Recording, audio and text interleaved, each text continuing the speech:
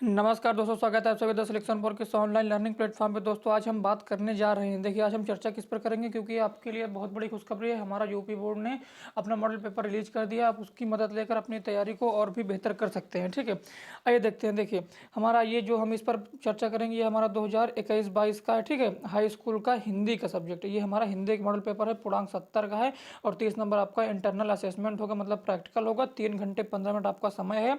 देखिए नोट में देखिए, प्रारंभ के 15 मिनट परीक्षार्थियों को प्रश्न पढ़ने के लिए निर्धारित किया गया है।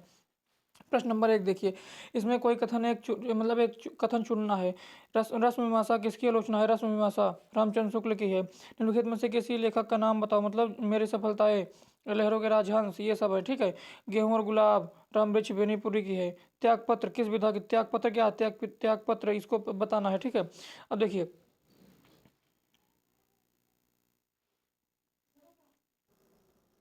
अब देखिए प्रश्न नंबर दो पर क्या कहता है, देखिए यहाँ देखिए प्रश्न नंबर 2 देखिए, रिक्त मुखधारा किन्हीं दो कवियों के नाम लिखिए। छायावाद के किन्हीं दो कवियों के नाम लिखिए। उत्तरायण की कृति के मतलब रचनाकार का नाम लिखिए। मतलब ये आपका प्रश्न नंबर 2 आपका कितने मार्क्स का है? प्रश्न नंबर 2 भी आपका 5 मार्क्स का है। देखिए अब प्रश्न नंबर 3 देखिए, निम्नलिखित गद्यांशों में से किसी एक के नीचे दिए गए संदर्भ सहित अनुवाद, मतलब आपको ये जो गद्यांश है किस चैप्टर से लिया गया, इसके लेखक कौन है, मतलब संदर्भ लिखना है, प्रसंग भी लिखना है और उसका व्याख्या भी करनी है। ठीक है, देखिए प्रश्न नंबर 1 देखिए, उपयुक्त गद्यांश का संदर्भ लिखिए। पहले आपको संदर्भ लिखना है, किस लेखक मतलब किस चैप्टर का है, किस पाठ का है और इसके लेखक कौन, इसके राइटर कौन है। रेखांकित अंश, जो रेखांकित अंश है देखिए, जो रेखांकित अंश है देखिए नीचे जो रेखांकित अंश है उसकी आपको व्याख्या करनी है। और देखिए उपयुक्त गद्यांश में भारत की बोलियों एवं संप्रदायों के लेखक द्वारा प्रभाव बताइए। फिर नहीं तो अथवा में ये है आपका, अथवा में ये है, चाहे आप इसको करिए चाहे आप इसको करिए। ठीक है, अब देखिए क्वेश्चन नंबर 4 देखिए, क्वेश्चन नंबर 4 देखिए, निम्नलिखित पद्यांशों में, मतलब जैसे आपको गद्यांश का संदर्भ सहित अनुवाद करना है, ऐसे आपको पद्यांश का भी संदर्भ सहित अनुवाद करना है। मतलब आपको किस पाठ से, मतलब पद्य में किस पाठ से लिया गया, उसके लेखक कौन है। अब देखिए क्वेश्चन नंबर 5 देखिए, निम्नलिखित में से किसी एक लेखक का जीवन परिचय देते हुए उनके किसी एक रचना का उल्लेख कीजिए। मतलब एक लेखक है, उसकी जीवन परिचय लिख दीजिए, उनके एक रचना का उल्लेख। का खा है, ठीक है, का खा है, इसमें से मतलब ये गद्य का है, ये हमारा किसका है, ये हमारा गद्य का है, और ये हमारा किसका, ये हमारा पद्य का है। मतलब इसके लिए भी 3-3 मार्क्स का अवेलेबल है। 3 मार्क्स देखिए, 3 मार्क्स इसके लिए आपका अवेलेबल है, 3 मार्क्स इसके लिए। अब क्वेश्चन नंबर 6 देखिए, लिखित संदर्भ सहित अनुवाद कीजिए, संस्कृत का है। ठीक है, इसको भी कर दीजिएगा आप। और क्वेश्चन नंबर 7 देखिए, अब देखिए क्वेश्चन नंबर 7, अपनी मतलब पाठ्य पुस्तक के कंठस्थ किया हुआ कोई, मतलब कंठस्थ मतलब याद किया हुआ कोई एक श्लोक लिखिए जो इस प्रश्न पत्र में ना हो। मतलब आपको ऐसा श्लोक लिखना है जो इस प्रश्न पत्र में ना आया हो। प्रश्न पत्र में मतलब कहाँ, जो यहाँ पर ना आया हो, जो यहाँ पर ना आया हो, यहाँ पर मतलब यहाँ पर ना आया हो। जैसे नहीं तो आप इसको लिख दिए, माना मिथ्या प्रियो भवति क्रोधा मिथ्या न सोचती, मतलब ये नहीं लिखना है। मतलब जो प्रश्न पत्र में नहीं आया है उसको लिखना है। आप दो याद कर लीजिए, जैसे आपके इंग्लिश में होता है सेम वैसे संस्कृत मतलब हिंदी में भी होगा। अब देखिए क्वेश्चन नंबर 7 का देखिए, निम्नलिखित प्रश्नों में किन्हीं दो प्रश्नों के उत्तर संस्कृत में लिखिए। ठीक है, जैसे पितम कस्मात उत्तर चरित अस्ति, गहे सता, मतलब किन्हीं दो का लिखना है। लाभेन किम वर्धते, दुखम का आसीत, ये मतलब लिखना है। ठीक है, अब देखिए यहाँ क्वेश्चन नंबर 8 देखिए, क्वेश्चन नंबर 8 है थोड़ा, मतलब इसका जो ब्राइटनेस है भैया, इसको सॉरी ब्राइटनेस नहीं यार, थोड़ा मतलब इसका जो है क्वालिटी वीडियो का, वीडियो पिक्चर जो है क्वालिटी है उसको थोड़ा बढ़ाकर, मतलब 240 या 360 करके देखिएगा, अच्छे से आपको समझ में आएगा, इसमें कोई इशू नहीं है। ठीक है, देखिए अब देखिए प्रश्न नंबर 8 का देखिए, करुण अथवा हास्य रस के अस्थायी भाव, करुण अथवा हास्य रस का स्थायी भाव 2 मार्क्स। उपमा अथवा रूपक अलंकार 2 मार्क्स। सोठा अथवा रोला 2 मार्क्स। मतलब क्या है ये हमारा है रस छंद अलंकार से। अब देखिए क्वेश्चन नंबर 9, निम्नलिखित में से किन्हीं 3 उपसर्गों का मेल सहित बनाइए। मतलब आपको शब्द बनाना है, जैसे सु से क्या बनेगा, प्र से क्या बनेगा, अब उप से क्या बनेगा, इसमें भी ऐसे करना है। अब देखिए निम्नलिखित में किन्हीं दो समास विग्रह कीजिए। ये हमारा प्रत्यय था, ये हमारा समास विग्रह।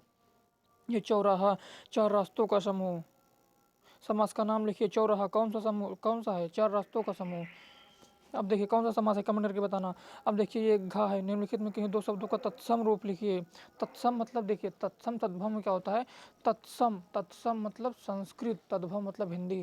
फिर से देखिएगा, तत्सम मतलब संस्कृत, तत्सम आ रहा ना, तत्सम मतलब संस्कृत, तद्भव मतलब हिंदी। ठीक है, तत्सम संस्कृत, सम संस्कृत, सम संस्कृत। ठीक है, अब देखिए अंग में किन्हीं दो, अब यहाँ देखिए अंगम देखिए, किन्हीं दो के मतलब पर्यायवाची आपको लिखना है, जिसे हम बोलते हैं सिनोनिम्स। अब देखिए प्रश्न नंबर 10 देखिए, प्रश्न नंबर निम्नलिखित में से किन्हीं दो संधि विच्छेद कर दीजिए आपका, ये का हो गया।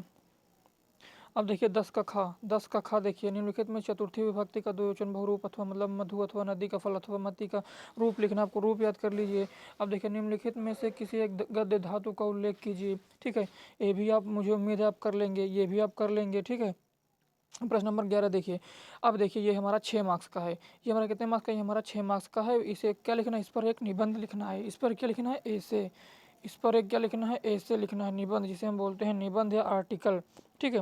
प्रश्न नंबर 11 में आपको देखिए स्वस्थ और शिक्षा पर लिखना है, या तो मतलब इस पर लिख दीजिए, या तो पर्यावरण प्रदूषण पर लिख दीजिए, या तो वन महोत्सव पर लिख दीजिए, या तो साहित्य और समाज पर। मतलब 4 है, 4 में से किसी एक पर लिखना है, 4 में से एक पर, 4 में से किस में लिखना है, 4 में से एक पर।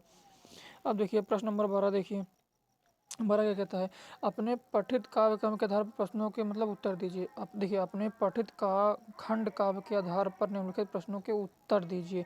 मतलब मुक्ति मतलब हमारे में देखिए, जो हमारे प्रतापगढ़ के छात्र हैं उनका क्या है, उनका हमारा ज्योति जवाहर है। देखिए ज्योति जवाहर खंड काव्य के आधार पर जवाहरलाल नेहरू का चरित्रण, या ज्योति जवाहर खंड काव्य का कथासार संक्षेप में लिखिए। मतलब आप ज्योति जवाहर पढ़ लीजिए बस यार, क्योंकि ये जो हमारा होता है ना, ये कैसे बटा होता है, ये हमारा जिला वाइज बटा होता है। जैसे प्रयागराज का कोई और होगा, बलिया का कोई और होगा, ऐसे मतलब जिला वाइज बटा होता है। वाराणसी का कोई और होगा, ठीक है, प्रतापगढ़ का कोई और होगा, ये हमारा जिला वाइज बटा होता है, ठीक है। तो उम्मीद करता हूँ कि आप यहाँ, यह जो हमारा क्या है, ये हमारा जो हो, ये जो हमारा भैया है मॉडल पेपर क्लास 10 का, आप उम्मीद करता हूँ कि आप समझ गए होंगे। ये हमारा क्लास 10 हिंदी का मॉडल पेपर है, किसका है, क्लास 10 की हिंदी का मॉडल पेपर है, ठीक है। 70 मार्क्स का है, 30 नंबर का आपका प्रैक्टिकल होगा, 30 का क्या होगा, 30 का प्रैक्टिकल होगा। तो बहुत बहुत धन्यवाद।